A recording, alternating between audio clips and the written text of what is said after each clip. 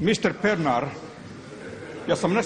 jutro sam vam rekao gospodinu Marasu koji nije sada ovdje da papiga najbolje govori, a da najgore leti. Ovako, ja ne trebam savjetnika za savjest. Ja sam njemu savjest kad sam došao ovdje 92. godine, kad sam vodio 3 zborna područja Hrvatskog vijeća obrane, 2 gardijske brigade i imam moralnu odgovornost prema tim ljudima. Šta god vi mislili. Ali da Bog ne da vi, mladi anarhisti koji ništa shvatili, jako ste rječiti ovdje, govorite, a nikad nisam čuo iz vaših usta da govorite o konfiskaciji ovdje. U kakvim kućama živite? Ne znam za vaše roditelje. Niste govorili o masovnim ubojstvima, 100.000 pobijenih, aristocidu, democidu. Kad ste se ikad digli i rekli da su Hrvati iz BiH 3. razred, da su oni diskriminirani u ovoj državi? Nikad niste čuo iz vaših usta. To vas ne zanima. Vas zanima predstava, Showtime, Las Vegas. To nije pravi život. Vas mater nikad nije zvala vojnika poginulog koji je poginuo i rekla vama, Mr. Pernar, moj sin je poginuo pod vašem zapovjedništvu, dođite spavati u njegovom krevetu da vidite kako se to osjeća. Niste vodili ljude u borbi. Vi niste svjesni šta su dali Hrvati iz Bosne i Hercegovine. Ima puno tih salonskih stratega. A da Bog da vam Bog prosveti pamet, da izgrađujete jednu pravednu, nacionalnu i moralno ispravnu državu. Ali ima neke odluka koje nikad niste donosili i ovo je jedna od tih odluka, jedna je bila 92. Moja savjest je čista, a ne bi volio da spominjete uopće vaša usta gospodinu, jednu mlađu gospođu, Bruna Esih, koja ima srce i suza u oko kad se govori o hrvatskom narodu. Vi to nemate. Imate samo spiku i performans. Jer vi to u srcu ne osjećate. Vi nemate ni dušu, imate samo um i spiku. Gospodine Glasnović, samo kratko, jeste li promijenili svoje mišljenje? Čini se sad ste zajedno na listi sa gospodinom Pupovcem. Molim? Zajedno ste na listi sa Kako bi ti volio da ja uzmem taj mikrofon, tebi stavim u stražnicu? Bi to volio. Što vas je to toliko ja nisam nikakvoj listi sa nikim. I nemojte ta samo RTL, samo zabava. Ja sam popisao gore za Hrvatsko vijeće obrane i za hrvatsku dijasporu. Generale, kako su te slomili? Nisu nikog slomili, idi ti tamo, sjedi po slikom Tite tamo gore gdje ti je mjesto. Ja predstavljam, ne ove moralne nakaze ovdje, ja nisam politička prostitutka, ovo meni nije zabava, ovo ovisi budućnost hrvatskog naroda u Bosni i Hercegovini i hrvatske dijaspore. Ja sam dao uvjete da se riješi problem prvenstveno Hrvatskog vijeća obrane, to je isplata ljudima, od kojih bojovnika dole ubilo se 3000 ljudi, izvršilo samoubojstvo, njih se niko ne sjeća. Imam hrvatsku dijasporu koja je totalno ostranjena iz ekonomskog i društvenog razvoja ove države. To su moji uvjeti bili. A ne da statiram gori da vas zabavljam. O tome... Da, hvala vama. Da ne mogu. I ti Pernar, trojica su me zvali jučer kad si ti likovo, kad je on popio otrov. Da su te našli, ti ne bi sjedio ovdje danas. Ne bi sjedio ovdje danas. Pola ovih nema ovdje, oni slave dan Republike, jučer je to bilo. Njih nije briga o Hrvata u Bosni i Hercegovini. A oni ljudi, da nema HVO, to moram spomenuti, pozdravljam sve bojovnike, časnike, dočasnika, vojnike HVO-a. I da njih nije bilo, mi ne bi sjedili ovdje, ne bi sačuvali vaše sinekure, vaše penzije i tako dalje. Da nije bilo Posavine, Srednja Bosne, Sjeverno-zapadne Hercegovine, Mostara, ne bi sjedili ovdje. Hrvatska bi danas gledala kao Cipar. Sram vas bilo i sjedite ovdje i likujete. Praljak je jučer oduzeo sebi život za svoj narod i za povijesnu istinu. Šta je povijesna istina? Jer sam bio tamo od početka, sam bio tamo. A ti se smiji tamo. Poslije ćemo razgovarati. Ako imaš nešto meni reći. Nemoj tamo brbljat.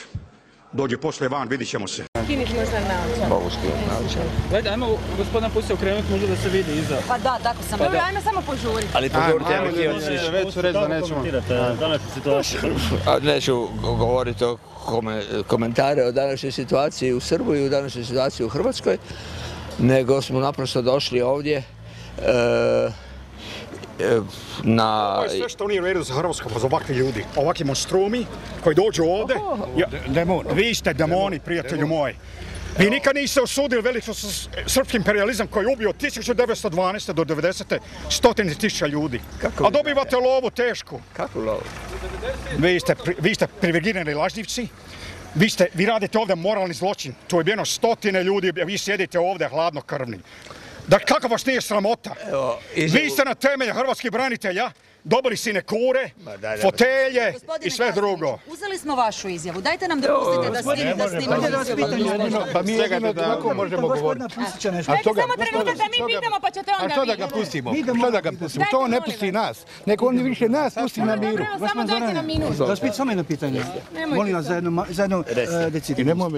Možete li vi kao takav čovjek kakav jeste da sklonite ove glendere i da nas pustite u našoj državi da šetamo? Ne mogu jer ja nemam nikakve ingerencije. Čuli ste sad ovo novinari, da on ne može to? Naša ljudska prava. Sad su naša ljudska prava povređena. Hoćete me slušati ako sam me Hoće pitan? dokumenta boriti sad za ljudska prava Gledajte, Hrvata. ja ne znam zašto vi ne bi mogli ako ćete biti mirni. A evo mirni smo, koga diramo mi? Onda recite policiji, ja nemam ništa protiv. Evo vi ste borac za ljudska prava, dajte recite vi njima. Mi od vas tražimo to. Recite mi nešto. Jel možete obećati da ćete biti mirni? Ja vam obećam svojim imenom, prezimenom, ja sam dužnosnik, ja sam političar i ja ne mogu lagati, ja vam kažem mislim. Možete lagati, ovo političari mogu lagati. Ja neću lagati, ja sam političar koji ne laže. Dajte, učinite, vi ste... Ali ja nisam, ali mogu reći. Recite, ajte, recite. Izvolite. Šta ste radili od 90. do 95? Evo gledaj, vidi, takti će vam ljudi doći. Ajmo mi izjavu snimiti. Samo se okrenite, molim vas. Ma čete, Pitajte, razgovarajte vi s policijom. policijom ću reći, pa reći ću. Ajde, recite policiji. Ali da vršimo prvo s izjavom. Gledajte, zato što mislim da su neke vrijednosti koje su u čije obrani je antifašizam nastao, ugrožene bile prije nego što se fašizam pojavio i ugrožene su danas. I takve vrijednosti zapravo možete očuvati samo tako. Za pobijeni Hrvate, gospodine. Isto tako za Hrvata su... Ali vi to ne govorite da su tu pobijeni Hrvati. Ma nisu tu pobijeni, nego gdje su? Nego gdje su? Nemojte tako, nije. Pa nije istina. Kako nije istina? Zato zločin je uvijek zločin. I protiv Točno, Hrvata. Nemojte te floskolje ljudima Nemojte širiti. priznati gluposti. Što ste rekli? Da, nemojte. Nemojte, vi ste moralni zločinac. Vi prikrivate smrt 100.000. Šta se dogodilo 27. ovdje? Ko je ubijen? 100 Hrvati ubijeni. Najmlađa je žrtva imala 2 godine, najstarija 82. I vi dođete nama protiv floskole ovdje. Vi ste moralna nakaza, prijatelju moj. To ste vi. Vi ste, da se izvršila ilustracija, vi ne bi sjedili ovdje danas. Vi bi bili ostranjeni iz javnog života u normalnoj državi. Ali ovo nije normalna država, nego je to Slavija. Pa ko ste vi, prijatelji? Dao izjavu umjesto mene. Pa ko ste vi da nama širite ovdje lekcije?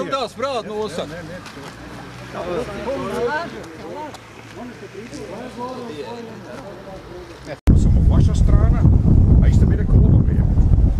Gdje su bili ovi stariji ljudi, to nećete snimiti, to ćete cenzurirati, kad su hrvatski policijski zatvorenici bili davljeni, seksualno zlostavljani, prisilno hranjeni, kad su ljudi dobivali 4 godine zatvor što su čitali novine.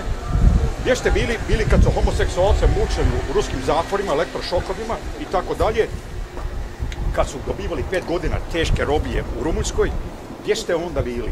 A sad ste se ovdje pojavili. Evo, super.